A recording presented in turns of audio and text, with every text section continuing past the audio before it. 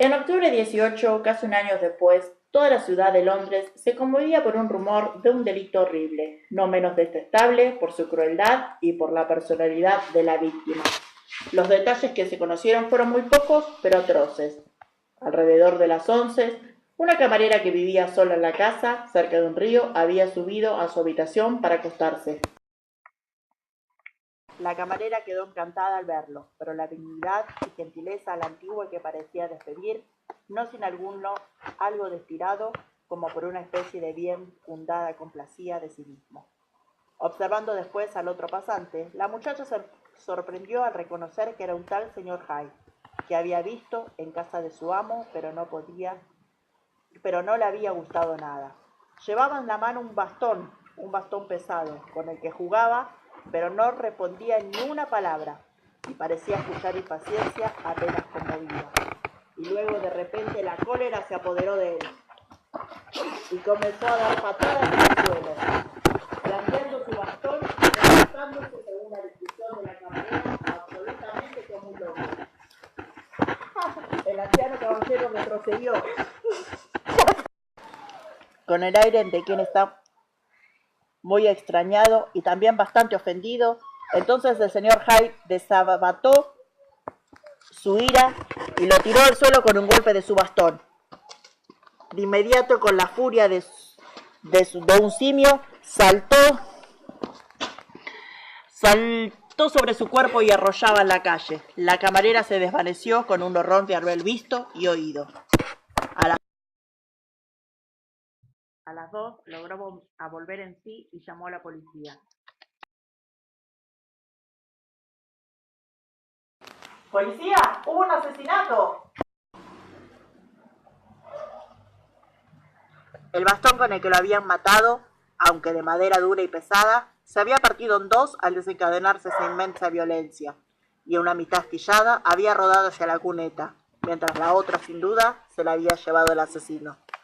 En el cadáver encontraron un monedero, un reloj de oro, pero ninguna tarjeta o documento, en excepción a una carta cerrada y franqueada que la víctima probablemente llevaba al correo, que tenía el nombre y la dirección del doctor Utterson. El secretario estaba aún en su lecho cuando recibió esta carta, pero apenas la tuvo enfrente y se informó sobre las circunstancias, quedó muy serio. No puedo decir nada hasta que no vea el cuerpo. Tengo miedo de darle una mala noticia. Con el aspecto serio y después de un ligero desayuno, pidió un coche de caballos y se hizo conducir a la comisaría, donde habían llevado el cadáver. Al verlo, admitió: Sí, lo reconozco, y me duele anunciarle que se trata de Sir Bumper Carey. ¡Mi Dios! ¿Pero cómo es posible? Es un delito que hará mucho ruido. ¿Usted podrá ayudarnos a encontrar a Hyde? Utterson había empalidecido al escuchar el nombre de Hyde, pero al ver el bastón ya no dudaba. Pero roto y astillado que estuviera, reconoció el bastón que años atrás le había regalado a Henry Hecking. ¿Es una persona de muy baja estatura? Muy pequeño y de aspecto mal encarado, al menos es lo que nos ha dicho la camarera. Utterson reflexionó un instante con la cabeza gacha y luego miró al funcionario. Tengo el coche ahí afuera. Si viene conmigo, lo puedo llevar a su casa. Ya eran las 9 de la mañana y la primera niebla de la estación caía sobre la ciudad como un gran manto color chocolate, pero el viento batía y demolía sin interrupción esos contrafuertes de humo, de tal forma que Utterson, mientras avanzaba el coche lentamente en la calle, podía contemplar crepúsculos de diversa graduación y matices. Aquí dominaba el negro de una noche ya cerrada. Allí se encendían resplandores de oscura púrpura con un extenso y extraño incendio, mientras más adelante, un momento de niebla, una imprevista y lívida luz diurna penetraba entre las deshilachadas cortinas.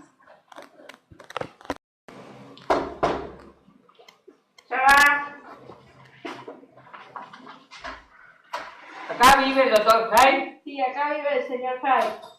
¿Podemos Pero no está. ¿Podemos pasar a ver las habitaciones? El señor vive conmigo. ¿Qué ha hecho? ¿Se ha metido en líos? Parece que no era una persona muy querida. Solamente 2 habitaciones de toda la casa, en la que la parte de la mujer no vivía nadie más. Estaban reservadas para Jai, amuebladas con lujo y buen gusto. En un aparente había vinos de calidad. Los cubiertos eran de plata, manteles muy finos. En la pared se podía haber colgado un buen cuadro. Las alfombras, muchísimas, eran de colores variados y agradables. Sin embargo, todo se encontraba revuelto y se notaba que las habitaciones habían sido registradas. Algunos cajones estaban abiertos en el suelo, había montones de ropa con los bolsillos hacia afuera y en la chimenea se pudo encontrar cenizas de muchos papeles quemados, de entre los cuales el inspector recuperó el canto y los matices quemados de un talonario verde de cheque. Detrás de una puerta estaba la otra mitad del bastón para complacencia del inspector, que allí estuvo en la mano una prueba contundente. Ya lo tengo atrapado. Esté seguro, señor. Señor, pero debe haber perdido la cabeza. Perdido el bastón y dejar el talonario de cheque. Es imposible que pueda seguir. Que no nos queda nada más que esperarlo en el banco. Pero ¡lo esperamos en el banco! ¡Oh! Se revelaría excesivo. A Jai pocas personas lo conocían. El mismo amo de la camarera, testigo del delito, lo había visto 2 veces en total, y de su familia no se halló rastro alguno. Nunca se lo había fotografiado, y los pocos que lo habían visto vieron descripciones contradictorias, como a menudo sucede en esos casos. En algo estaban todos de acuerdo: el fugitivo dejaba una impresión de monstruosa pero inexplicable deformidad.